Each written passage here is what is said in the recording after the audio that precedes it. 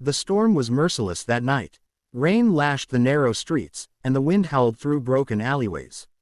In a small, crumbling house on the edge of the city, Mira was trying to tuck her 2 children into bed. She had just blown out the last candle when a sudden knock rattled the wooden door. Her heart jumped. Who would come at such an hour? Carefully, she opened the door, and there stood a man, drenched, trembling, and frail. His clothes clung to his body, soaked through. His eyes, tired and sunken, looked at her with a desperate plea. In a shaky voice, he whispered, "Can I sleep under your roof just one night?" Fear gripped Mira. She was alone with her children. This man looked like a beggar, worn out by life.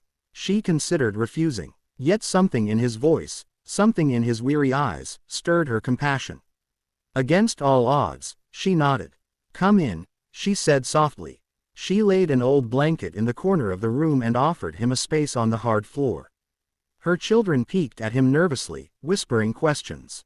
The man gave them a faint smile, then lay down with a sigh of relief. What Mira didn't know was that this was no ordinary beggar. He was Adrian Cole, a millionaire, broken by betrayal and loneliness, wandering in search of something money could never buy: peace. That night, under the leaking roof of a poor woman's house, a man who had everything found the first glimpse of true humanity. The rain continued into the night, dripping through cracks in the roof. Mira went to the kitchen corner, where a small pot simmered weakly on the stove. She had made a thin lentil soup, the only meal for her children and herself. The sight of the hungry stranger weighed on her heart. Her daughter tugged at her sleeve. "Mama, can we share with him? He looks so hungry." Mira hesitated. There was barely enough for 3, and even then, it wouldn't satisfy their stomachs. But looking at the stranger, shivering in silence, her heart softened. She thinned the soup with water, stretched the bread into smaller pieces, and quietly divided it into bowls. She handed one to the man, keeping the smallest portion for herself. Adrian took the bowl with trembling hands. His eyes watered as he tasted it. It was plain, nothing like the fine meals he once dined on, but somehow it was the most fulfilling bite he had eaten in years. He noticed how Mira pretended she wasn't hungry, urging her children to eat more. Adrian lowered his head. In his mansion, he had seen was useful banquets, yet here, in a home with nothing, a woman shared everything. He blinked back tears, realizing for the first time how hollow his wealth had been. That night, as he lay on the floor staring at the cracked ceiling, he whispered to himself, "This woman is richer than I ever was." Later that evening, the electricity went out again. Mira calmly lit a single candle. Her children, unaffected by the darkness, began talking to the guest. They told him about their dreams. "I want to be a doctor one day," said the daughter proudly, "so I can help people like Mama helps us." "I want to be a teacher," her younger brother chimed in, "because teachers make the world smarter." Their innocent voices filled the small room with warmth. Mira smiled, though Adrian noticed the deep lines of worry on her face. He could see she wondered how she would ever afford their schooling. Adrian listened in silence, his heart aching. His own children, born into privilege, never spoke of such dreams. They only argued over inheritance, cars, and parties. None of them talked about helping others. He felt a pang of regret sharper than the cold outside. Overcome with emotion, Adrian covered his face. Silent tears streamed down his cheeks.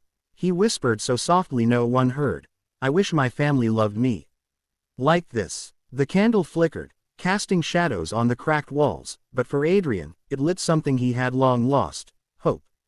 By morning, Adrian was gone. Mira found only a folded note on the table.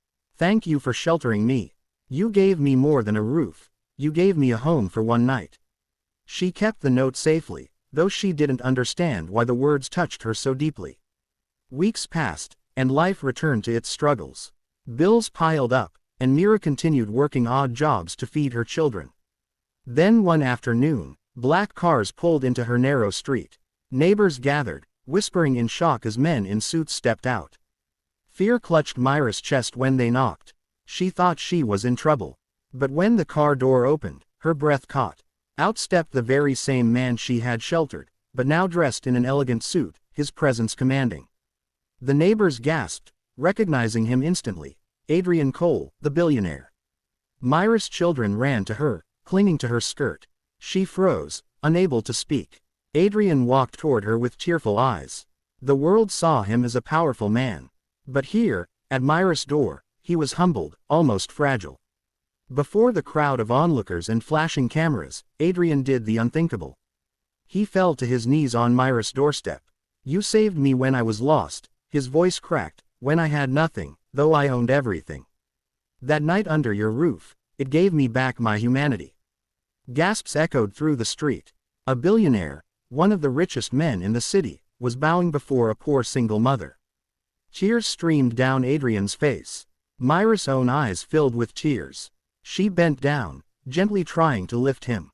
"Please, sir, you don't need to do this." But Adrian shook his head. "You gave me kindness when the world gave me none. You are richer than I will ever be."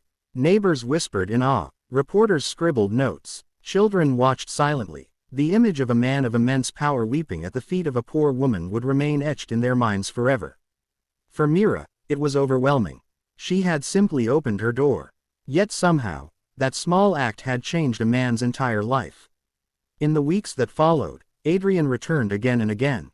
He built a proper home for Mira and her children, ensuring they never faced hunger or fear again. He paid for the children's education, promising them the chance to chase their dreams. He offered Mira a position managing one of his charitable foundations, knowing her heart was pure and selfless. But more than wealth, Adrian brought presents. He visited often, sitting at the same table, sharing the same simple meals that once touched his heart. Myra's children began to see him as family, and in their laughter, Adrian found the warmth he had craved all his life. One evening, Mira asked softly, "Why us?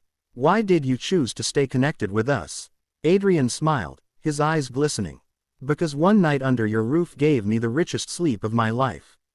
You showed me what love, family, and kindness truly mean." From that night forward, Adrian Cole was no longer just a millionaire. He was a man reborn, wealthy not in money, but in heart.